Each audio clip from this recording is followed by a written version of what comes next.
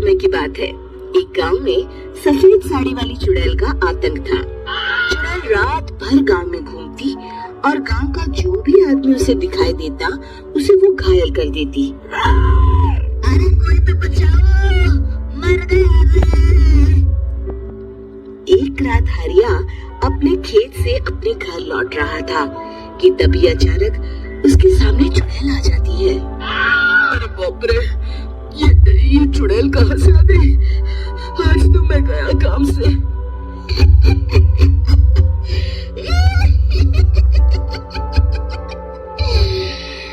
आज मुझे मेरा शिकार मिल गया। चुड़ैल दीदी, मुझे छोड़ दो। जैसे ही चुड़ैल हरिया की तरफ बढ़ती है, हरिया वहाँ से भाग जाता है और अपने घर के दरवाजे पे पहुँचता है।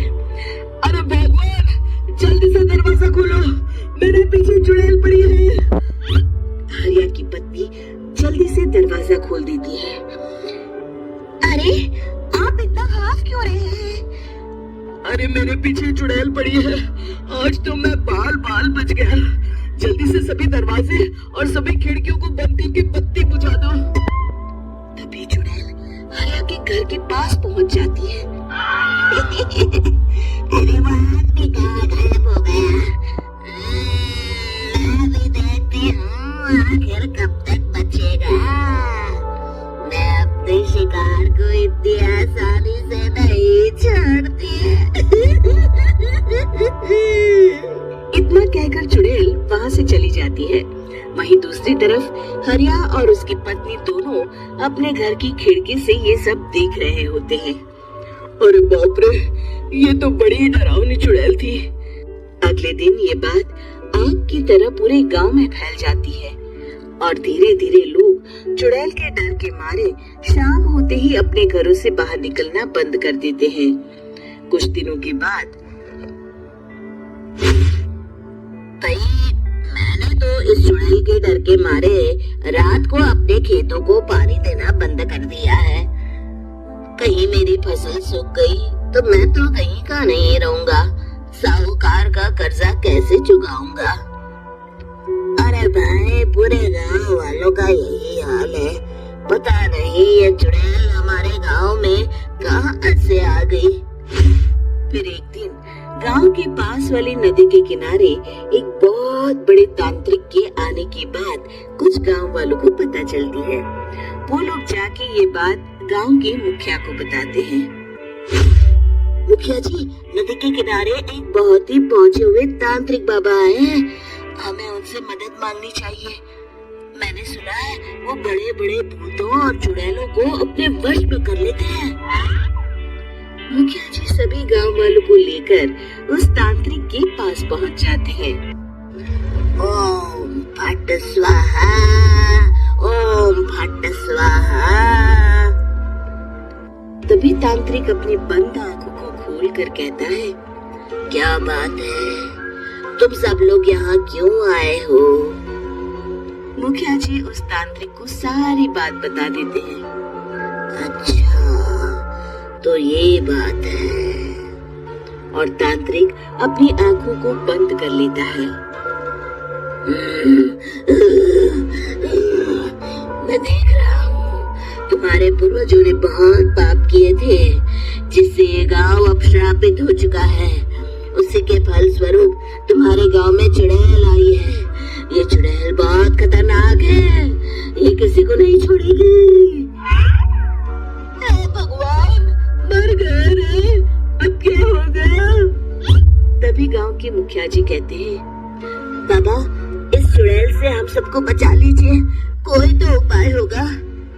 इसका सिर्फ एक ही उपाय है, सभी गांव वालों को बारी बारी हर दिन अपनी आधी फसल उस पहाड़ी के ऊपर बनी काली गुफा में छोड़ के आनी होगी। तभी उस चुड़ैल की भूख मिटेगी और श्राप का प्रभाव खत्म हो जाएगा और तुम सब जिंदा बच जाओगे। सभी गांव वाले उस तांत्रिक की बात को मान लेते हैं और वहाँ से चले जाते हैं। फिर अगले दिन से रोज उस गांव के लोग बारी बारी से अपनी आधी फसल उस काली गुफा के पास जाकर रखाते। कुछ कुछ दिनों बाद हरिया की बारी आती है। बाप रे, आज तो मेरी बारी है उस काली गुफा में जाने की। क्या करूं, वो तो बड़ी खतरनाक चुड़ैल है। मेरे तो हाथ पैर कांप रहे हैं। फिर हरिया डरते डरते अनाज की बोरियां अपनी बैलगाड़ी में लाद देता है। तभी हरिया की पत्नी उससे कहती है, देखो जी, संभल के जाना और किसी भी हालत में शाम होने से पहले वापस आ जाना। उस चुड़ैल का कोई भरोसा नहीं है जी। हरिया बैलगाड़ी में बैठते हुए कहता है, भगवान, मैं क्या वापस आऊंगा? लगता है अब तो मेरी खबर ही आएगी। इतना कहकर हरिया वहां से चला जाता है। रास्ते में जंगल से गुजरते हुए हरिया की बैलगाड़ी का एक चक्का बड़े गड्ढे में फंस जाता है।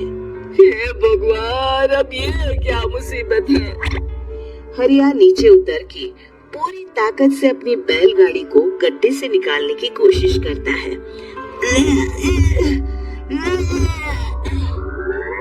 बहुत देर मेहनत करने के बाद हरिया की बैलगाड़ी उस गड्ढे से बाहर निकल जाती है।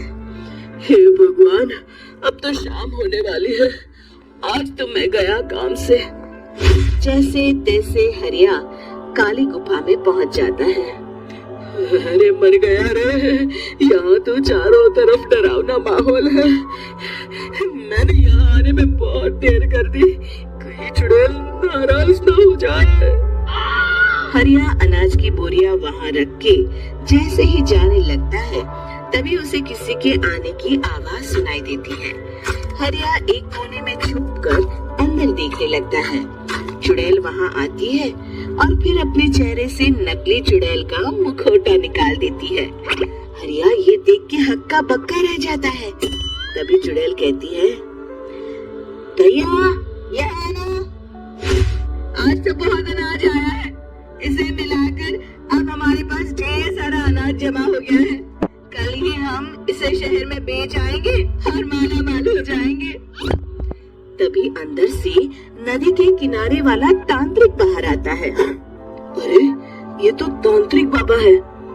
हाँ, अब तो हम दोनों की जिंदगी मजे में कटेगी। गांव वालों को बेवकूफ बनाना इतना भी मुश्किल नहीं था। लोग तो तुम्हें सच में असली चुड़ैल समझते हैं। हाँ, तुमने सही कहा। अब ये गांव वाले चुड़ैल के डर से जिंदगी भर इस काली गुफा में अनाज पहुंचाते रहेंगे। अच्छा, तो ये बात है। ये दोनों पूरे गांव वालों को बेवकूफ बना रहे हैं। अभी जाकर सबको बताता हूँ। हरिया उन दोनों की पूरी बातें सुन लेता है और जल्दी से वापस गांव में आता है। गांव वालों को पूरी बात बता देता है। इससे पहले वो दोनों हमारा अनाज लेकर शहर जाए, हमें उन दोनों को पकड़ना होगा। उधर दूसरी तरफ नकली तांत्रिक और नकली चुड़ैल बनी औरत एक बड़ी गाड़ी में सारा अनाज लाद के वहाँ से निकलने की तैयारी कर रहे होते हैं। जल्दी करो, इससे पहले हमें कोई देख ले। हमें यहाँ से निकलना होगा। और तभी वो दोनों देखते हैं कि सामने से सभी गांव वाले अपने अपने हाथों में मशाल लेके आ रहे हैं। दोनों बुरी तरह डर जाते हैं। रुक जा, तुम दोनों का भांडा फूट चुका है। अरे मर गए रे, ये गांव वाले कहाँ से आ गए? तुमने क्या सोचा इतनी आसानी से यहाँ से निकल जाओगे? ये अनाज हमने अपने खून पसीने से दिन रात खेतों में मेहनत करके उगाया है। दोनों मुखिया जी के पैरों में गिर जाते हैं। हमें माफ कर दीजिए, हम दोनों एक नंबर के कामचोर हैं। बिना मेहनत किए पैसे कमाना चाहते थे। हाँ, अब हम आगे से मेहनत मजदूरी करके पैसे कमाएंगे। हमें कुछ मत करना, हमें छोड़ दीजिए। इतना कह के दोनों गांव छोड़ के भाग जाते हैं और सभी गांव वाले फिर से खुशी खुशी रहने लगते हैं। शिक्षा। तभी तो कहते हैं कि किसी भी समस्या का समाधान केवल सूझबूझ से ही करना चाहिए और कभी हिम्मत नहीं हारनी चाहिए। दोस्तों, हमें उम्मीद है कि आपको हमारी ये कहानी पसंद आई होगी। कृपया हमारे चैनल को सब्सक्राइब करें और सभी अपडेट्स के लिए बेल आइकन जरूर दबाएं। और हाँ, वीडियो लाइक और शेयर करना मत भूलिएगा। Bye bye.